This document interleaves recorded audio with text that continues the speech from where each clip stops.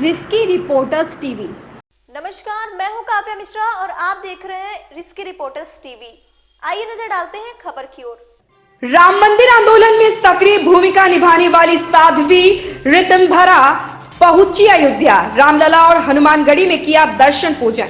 अयोध्या पहुंची साध्वी ऋतंभरा का बयान। रामलला और निर्माणाधीन भव्य मंदिर का दर्शन करने आए चहकती गलियां श्री राम के गूंज से गूंजते मोहल्ले और गोलीकांड के बाद रक्त रंजित सरयू के इतिहास के बाद 500 वर्ष लंबा संघर्ष हुआ समाप्त बन रहा है भव्य मंदिर। आगामी पीढ़ी का है या सौभाग्य बन रहा रामलला का भव्य मंदिर। राम मंदिर हमारी दृढ़ता का प्रतीक, आस्था का केंद्र बिंदु। राम मंदिर रूपी आस्था के दिए में हमने तेल नहीं, बलिदानियों ने डाले हैं रक्त।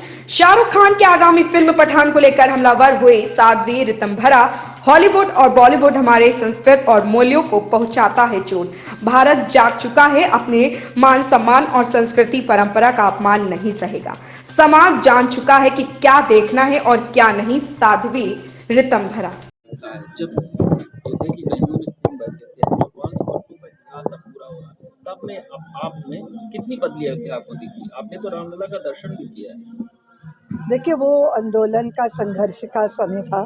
उस समय हम लोगों ने जय श्री राम की गूंज से अयोध्या को गूंजते देखा। पूरे भारतवर्ष के अंदर जातियों की, प्रांतों की, भाषाओं की, राजनैतिक पार्टियों की दीवारों को ध्वस्त होते देखा। कश्मीर से कन्याकुमारी तक एकात्मता के सूत्र में बंधे भारत को जय श्री राम में रमते देखा। अपराजित पौरुष का प्रतीक श्री राम सबके हृदयों में स्थापित हो गए थे। और वो संघर्षों में फिर जो आपने कहा कि हमारे तरुण कार सेवकों के रक्त की अंजलि भी अयोध्या की धरती पर अर्पित हुई थी।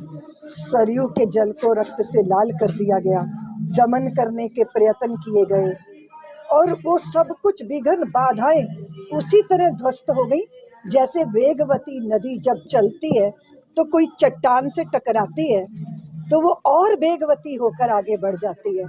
500 साल के लगातार संघर्ष के बाद संसार ने देखा कि हिंदू जाति की दृढ़ता, उसकी निष्ठा, उसकी आस्था और उन आस्था के दीपों में उसने अपने रक्त को तेल की तरह उपयोग किया और एक पल भी पराजय स्वीकार नहीं की।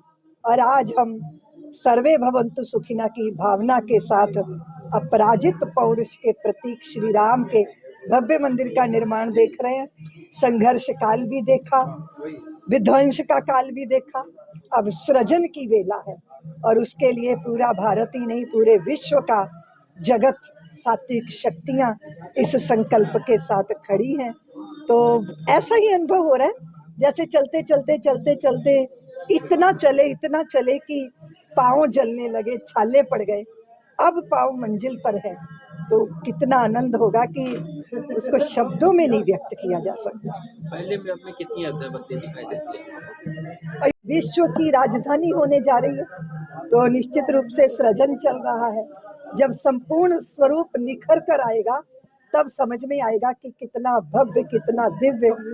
मैं अभी कह रही थी कि लाखों मंदिर है भारत में, पर श्री राम जन्मभूमि की ये अयोध्या, जब हम पहले आते थे ना तो हमें श्रीहीन लगता था। हमें लगता था कि अयोध्या ऐसी क्यों है। हरिद्वार जाते थे, वृंदावन जाते थे, पर जब अयोध्या आते थे तो हमें लगता था कि कहीं माता जानकी का अपमान हुआ, इसीलिए ऐसी श्रीहीनता है।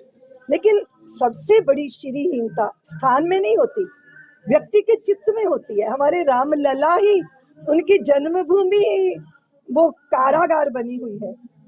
तो निश्चित रूप से अब श्री की स्थापना होने जा रही है तो आप देख लीजिए कितना अद्भुत, कितना अलौकिक होने जा रहा है।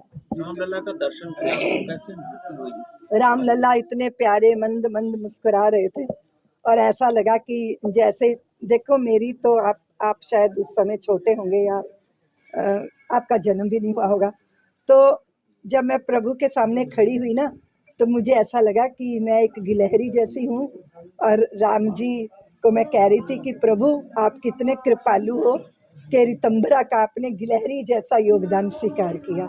तो वो अंदर बहुत भारी रोमांच हो रहा था उनका दर्शन करके। जिस तरह से हिंदूवादी संगठन पठान इस खबर में बस इतना ही। बने रहे रिस्की रिपोर्टर्स टीवी के साथ।